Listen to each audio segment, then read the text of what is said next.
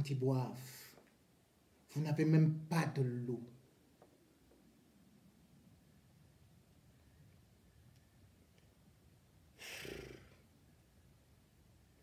Quand ils boivent, ils se moquent de vous. Vous irez au stade, vous aurez soif parce que vous allez crier. Mais savez-vous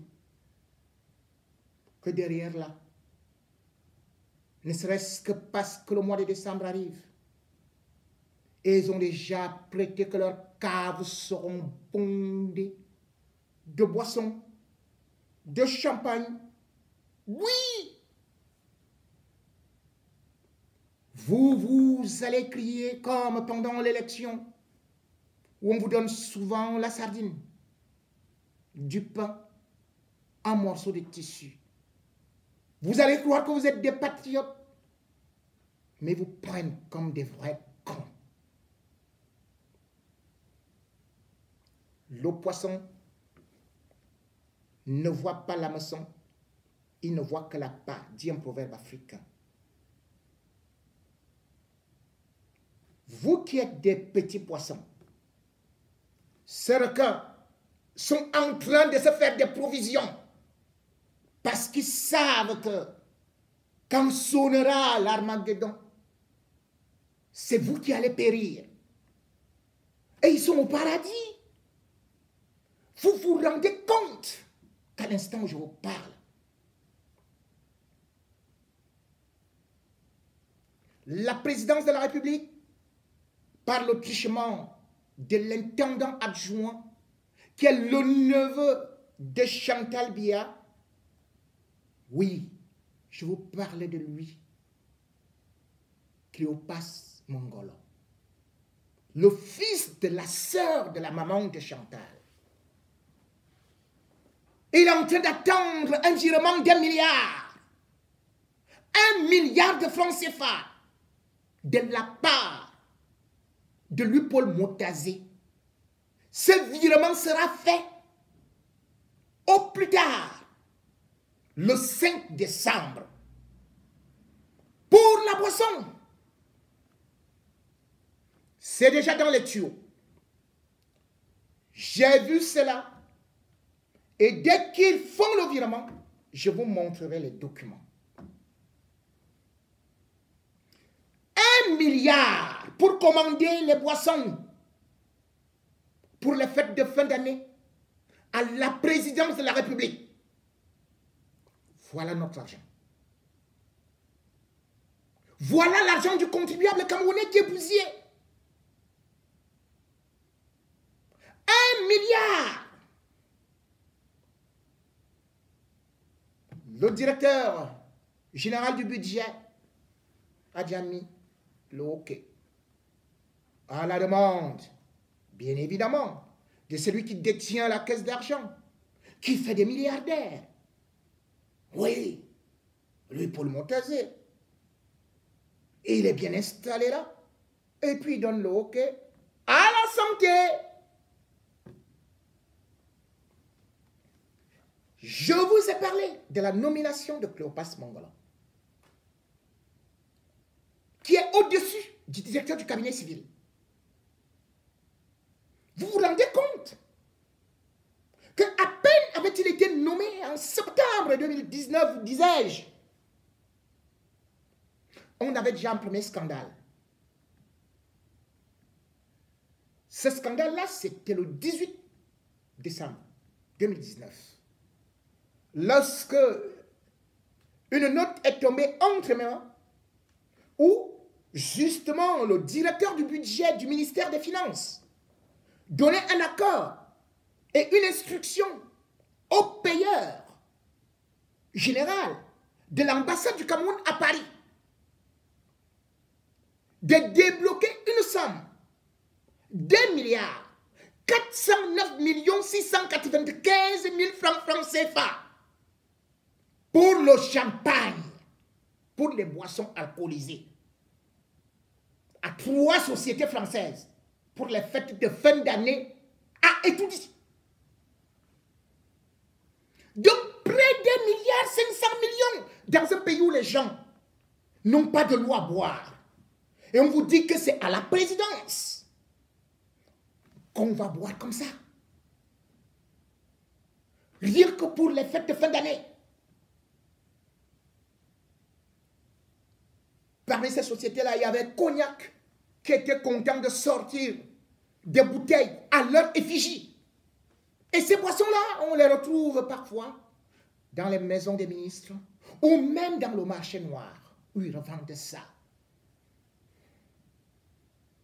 Pendant ce temps, depuis 2014, c'est Paul Biya dans son discours qui disait qu'il faut resserrer les ceintures parce qu'une fois de plus, nous ne sommes pas à côté de sortir du tunnel. Certains serrent la ceinture jusqu'à ce que la ceinture arrive et attrape les autres parce qu'il n'y a plus de chair. La misère est totale. Et on vous fait comprendre que le Cameroun, lui, commente en pleine récession des bières ou des boissons alcoolisées. Mais pourquoi? Qui va boire pour 1 milliard? Soyons sérieux. Qui a bu pour 1 milliard 500 millions l'autre boisson? Puisque je vous prends un exemple. Le 4 janvier 2020, le directeur du cabinet civil, Mvonda Yolo, écrit une note pour informer qu'il n'y a plus de cérémonie de présentation de vœux et que toutes les fêtes au palais sont annulées pour respecter les mesures barrières du Covid. C'est lui qui écrit comme ça. Donc, il n'y aura pas la présentation des vœux avec, bien sûr, les ambassadeurs, les ministres, de même que la fête du 20 mai, qui elle seule prend souvent à l'État du Cameroun 4 milliards. Elle a été annulée à cause du Covid. Mais curieusement, la même année, le budget de la présidence de la République est parti de 58 milliards à 70 milliards. Donc une augmentation de 12 milliards. Mais soyons sérieux. Ils vous disent que le budget de la présidence de la République, c'est pour les manifestations qui se tiennent au palais. Dans la loi des finances, vous savez très bien que le Covid est donc là. Il n'y a plus de défilé, il n'y a plus rien, il n'y a plus de manifestation. Vous n'allez rien dépenser. Mais curieusement, c'est là où vous augmentez le budget de 12 milliards. Et vous dites, au moment où le FMI, la Banque mondiale, prescrivent aux États de réduire le train de vie, vous vous dites alors, ça y est, ça gâte, on boit, on mange, on fait ça. On va boire le vin, on va boire le vin, on va boire le vin. Ce n'est que ça qui danse au palais.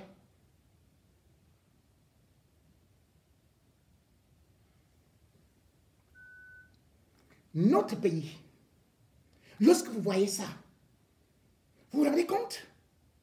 Rien que cette année, le Cameroun doit rembourser au niveau de la dette, parce qu'à cause du Covid là, certaines institutions nous ont lâché que bon, écoutez, on va d'abord vous laisser respirer. Donc, on devait rembourser seulement 181 milliards. Mais cette année, on doit rembourser 535 milliards 900 millions de francs CFA de dette.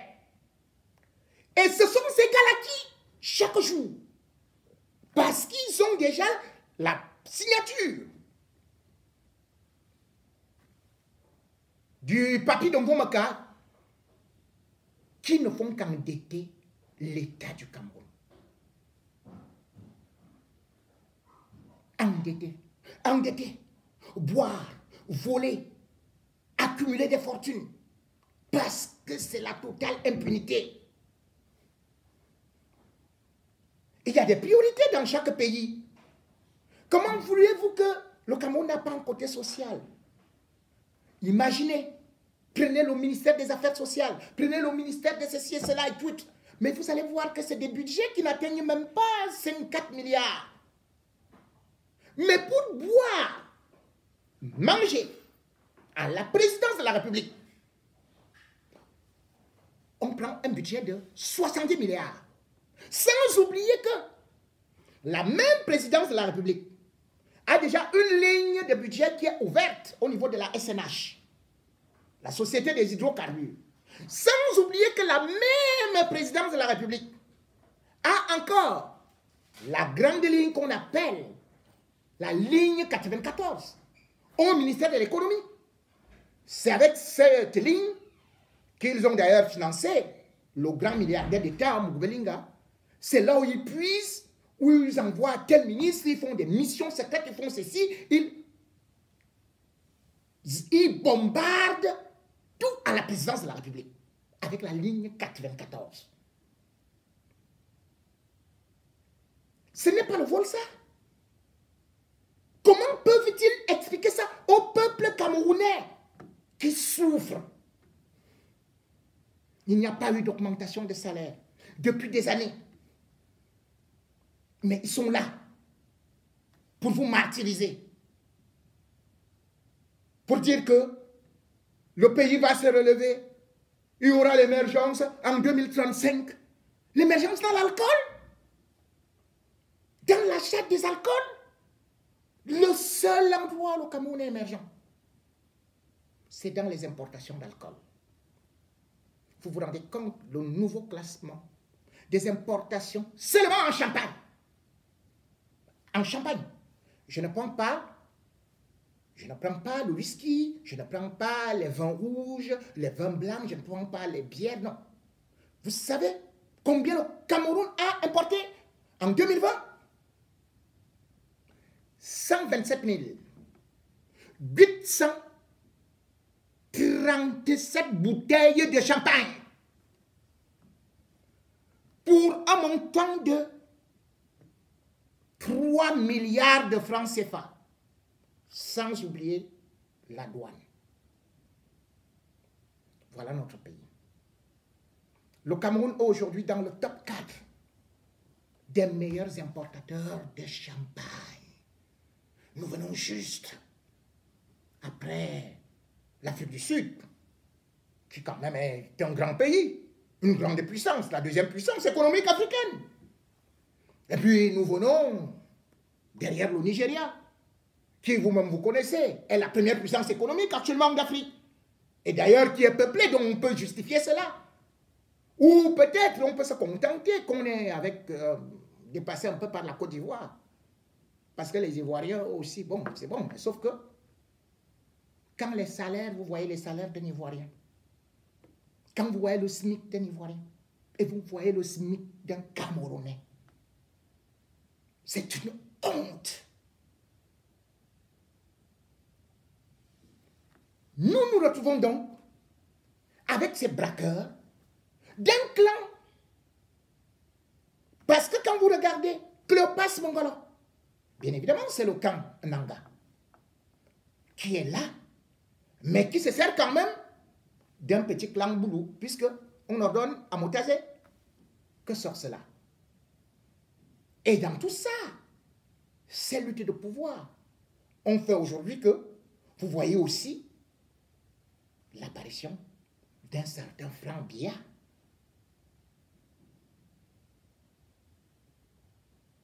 Il est dans le clan actuellement où lui aussi cherche à positionner les siens puisqu'il n'est pas convaincu qu'il peut s'en sortir et qu'il peut gagner ou qu'il peut arracher une élection présidentielle ou même une succession au grade dans la mesure où il n'est pas un membre fort du RDPC au moment où lui-même n'occupe pas de fonctions ministérielles, mais néanmoins, il a actuellement une grande influence auprès de son père.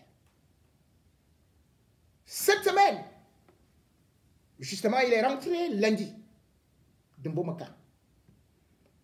près d'une semaine là-bas avec son père à huis clos. Et il faut se dire que cela intervient au moment où ce dernier est parti un peu se cacher. Je vais vous expliquer un certain nombre de raisons. Mais en même temps aussi, parce que Front lui-même dans le gouvernement cherche à positionner aussi ses pions. Il faut savoir que même s'il n'est pas du gouvernement, il a réussi à faire nommer aussi des ministres.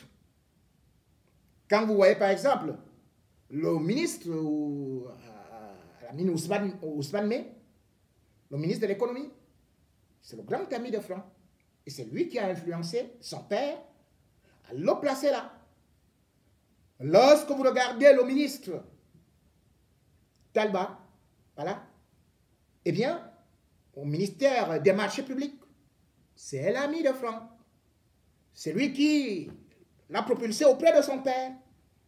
Lorsque vous voyez par exemple Bopa, c'est-à-dire que le directeur des impôts, c'est lui qui l'a positionné là. Lorsque vous voyez par exemple même le ministre Manaouda Malaki, c'est son ami depuis de longue date, puisque c'est lui qui gérait, avant d'être nommé, les licences de ce qu'on peut appeler les sociétés minières. Parce que les gens connaissent tout simplement Franck sur le plan de l'exploitation du bois, mais il faut savoir que non seulement il a fait d'autres affaires, comme vous connaissez par exemple les bons des trésors, les auto-aides, où il avait pris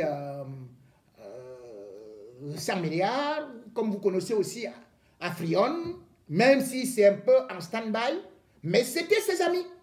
Et actuellement, au moment où il faut repositionner tous les pions que Chantal Ngongo est là-bas, eh bien, lui également, il est resté à côté, où se jouent actuellement les intérêts stratégiques. On est en train de se partager le Cameroun entre deux clans. Chacun veut positionner ses pions. Chacun est prêt à pouvoir aller en guerre. Voilà la réalité. Les enjeux qui se font actuellement au niveau de Mbomaka. Parce que, bien évidemment, vous avez beau être optimiste, vous avez beau chanter, mais tout un chacun voit le ciel s'assombrir. Tout un chacun voit une étape en train d'arriver progressivement. La fin du régime est là. Et tout ce que nous sommes en train de voir actuellement, ces fleuves de sang, c'est comme quand un empire s'écroule. Oui, parce que le Cameroun est resté longtemps dans la nuit, et parce qu'ils font la guerre des longs couteaux, parce que tous les démons sont sortis de leurs enfers. Mais sachez que ça ne va pas s'arrêter là, parce que aujourd'hui la terre entière a les yeux braqués vers le Cameroun, vers la transition qui est en train de se jouer, et surtout vers les crimes ou encore ce qu'on peut dire aujourd'hui le plan génocidaire.